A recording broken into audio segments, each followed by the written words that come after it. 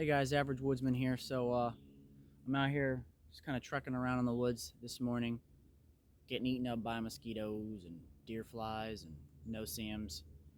Uh, just, some of the many perks of Florida, and it's insane. The insane amount of bugs you have to deal with when you go out in the back country. But figured while I was out here, I would do my review of the Randall'S Adventure and Training Advanced Bushcraft course.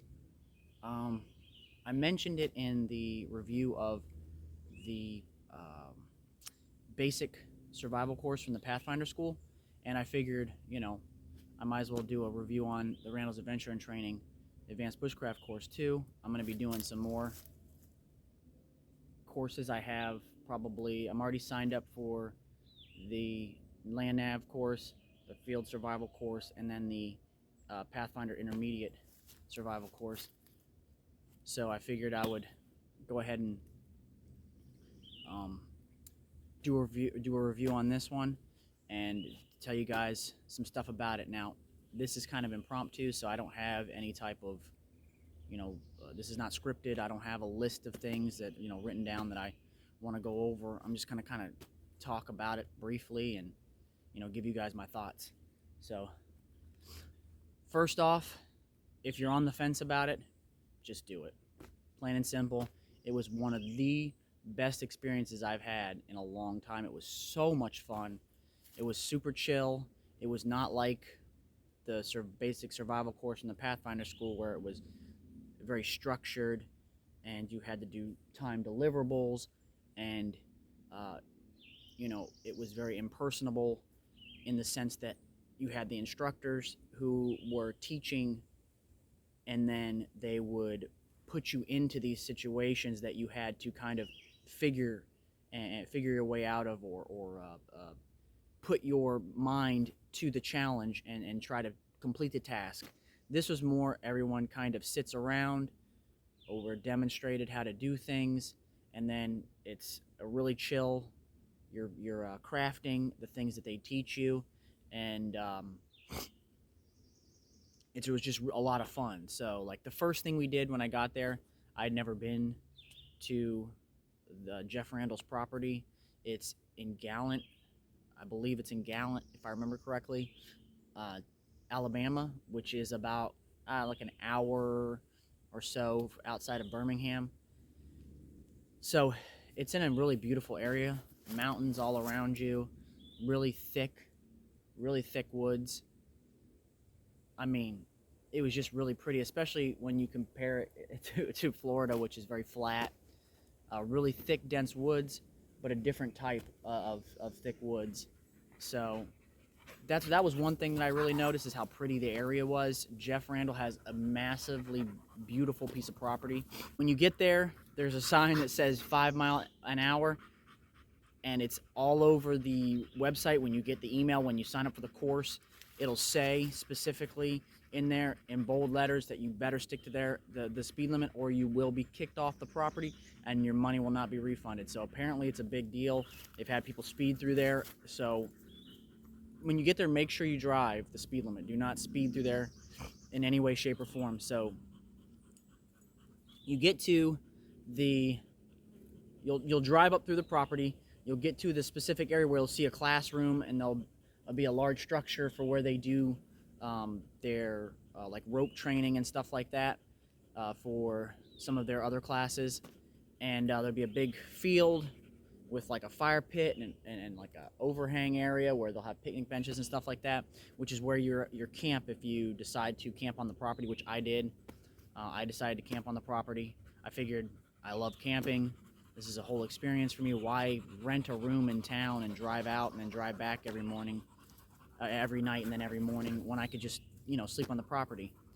And then after that, the class was so big. It was like almost 30 people, like 28 or 30 people there.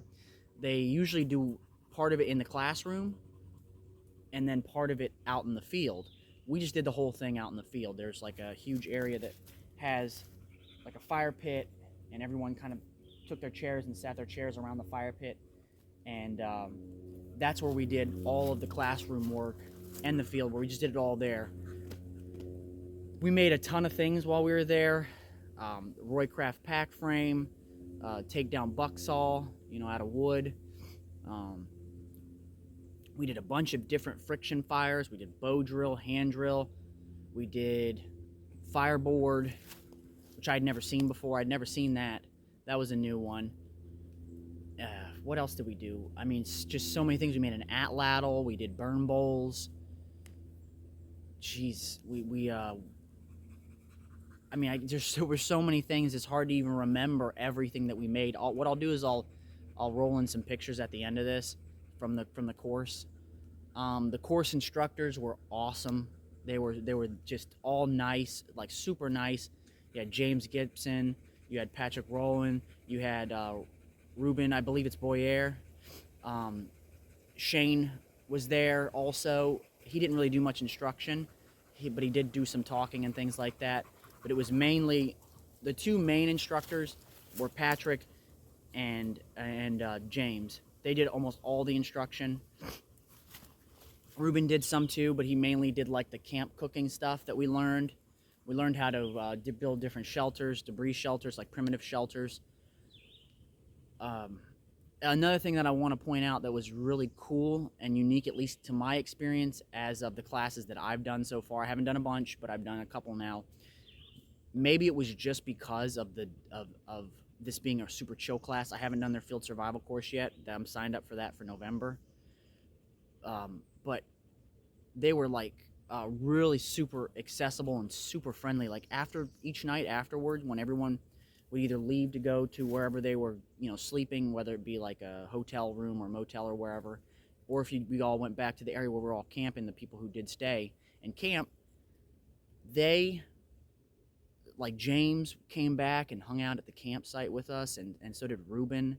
Just they hung out there like the second night, so it's 3 days, 2 nights. The second night, one of the local barbecue places, I wish I could remember it. I'm sorry for those guys who brought that out, the guy and his wife, because they were so friendly and we got free food. Delicious barbecue, mashed potatoes, pulled pork, bacon, it was just so good. We got this free meal. But that night, both Ruben and James sat around the fire with us for like probably 2 hours and just kind of hung out, talked. I mean, it was just so cool to see to get to know those guys like that. And it was just really an enjoyable experience that you can't really put it into words unless you've been there. I've never, other classes that I've done, whether it be firearms classes or like the survival bushcraft classes, I've never seen it that personable, that friendly, where they would sit around like that with you for hours and just talk. And it was just really cool. I just really thought that was something that I wanted to point out. A couple other things that I kind of wanted to talk about is how the field, how you would, so what would happen is you would get out there. Like I said, guys, I might be a little bit rambling because this is kind of impromptu. You would sit in the classroom setting. In this case, it wasn't really a classroom, but that was our classroom. You would sit there, we would sit there, we'd learn things, we'd talk about things, all that kind of stuff, and then we would go out on these woods walks where you'd go out into the field, and you would gather your materials for whatever project we were going to be doing. Another thing that I thought was really cool is that besides the gear that you brought for yourself, like food, if you want to bring a tent if you're camping, or a tarp or whatever, your knife, anything like that, everything else was provided, which I thought was just so cool. They provided the bucksaw blade, they provided all the materials for making everything, like the paracord, the bank line, everything was provided for us. And people were like, oh, well, yeah, of course it should be. It's, $350 or whatever it was. And really, for the amount of stuff that they give you, the amount of instruction that you get, the attention to detail, and at the end of the course, you get a limited edition PR4. You're talking about $100+ knife that you're getting at the end of the course, plus you're getting your certificate. And then another cool thing they did on the last morning that we were there, because the last day you stayed till, I think I stayed till about 4 maybe, and we kind of learned stuff, went over some more stuff, talked about things. But on the last morning, as soon as we got there, before we were able to do anything else, we did a first to fire. So, like I said, throughout the course, you learn um, how to do like friction fire from like a hand drill, a bow drill, the fireboard, and you're able to choose which one you want to use in the course. So, some people chose bow drill, some people chose hand drill. I chose hand drill because that's just what I'm more comfortable with.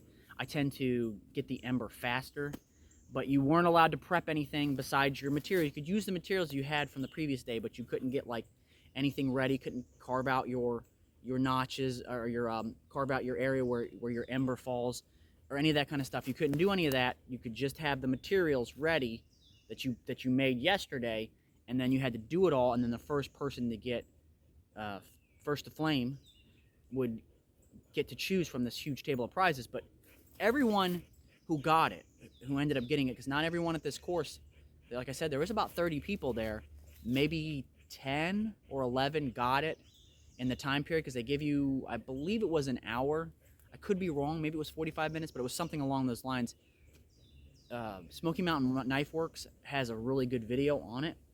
But so I ended up getting second place. I almost had first place. I was literally this close. I got the ember. No one had blown it to flame yet. I got the ember into my tinder bundle. Started blowing. I got way over anxious, and I blew my ember out. I totally like botched that. But I went right back to it. Did it again. One guy got it from a bow drill. Then I got mine, blew it to flame, second place I ended up getting. And the table was full of awesome prizes. There was like a signed JG5. There was a discontinued, and now discontinued, the Esee like kitchen knife set. There was a now discontinued their original machete that they had. They had a bunch of cool gear there from a bunch of other people who came, like the guys from Smoky Mountain Knife Works came. Wazoo Survival was there. I mean, there was just a bunch of people there for the course, kind of hanging out. And I thought that was really cool that they put gear on the table for anyone who ended up getting it. So you didn't have to get first or second or third place to get cool gear. You could get 8th or 9th or 10th place, and you would still get to choose from something. So I ended up getting second place. I chose the kitchen knife set because I need a good kitchen knife set. The one that we have at the house is old, so I ended up taking that. You can't find it anymore. It's discontinued. So I thought that was really cool. So I ended up coming away with 4 knives from the kitchen knife set, and then my PR4 limited edition, which I already have another PR4, but I've had that one for a long time. This one is, kind of special because it's from the Advanced Bushcraft course. It has the different logo on it. It's a limited edition. But anyway, I just really enjoyed the course. It was super chill.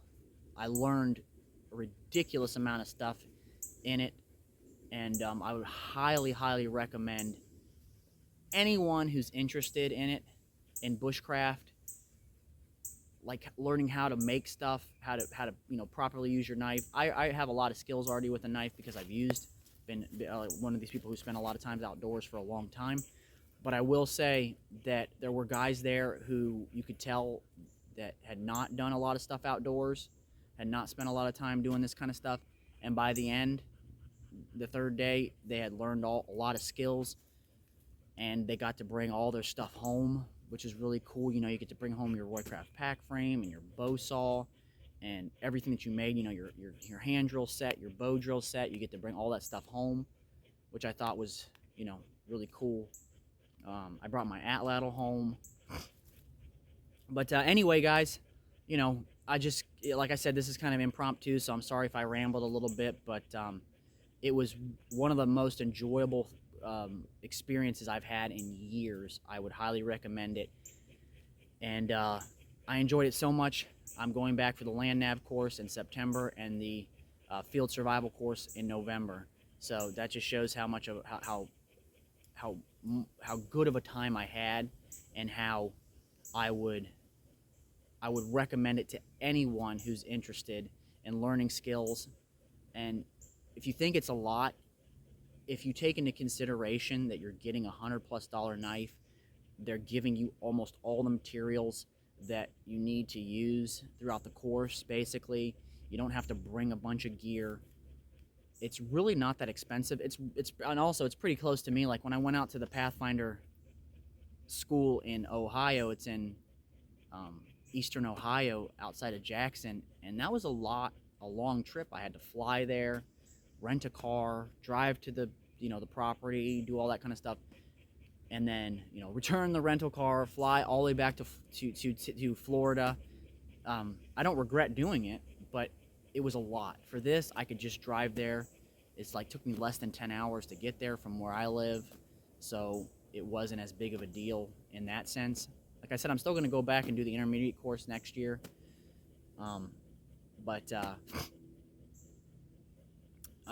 anyway, guys, let me quit rambling here. I'll catch you in the next one.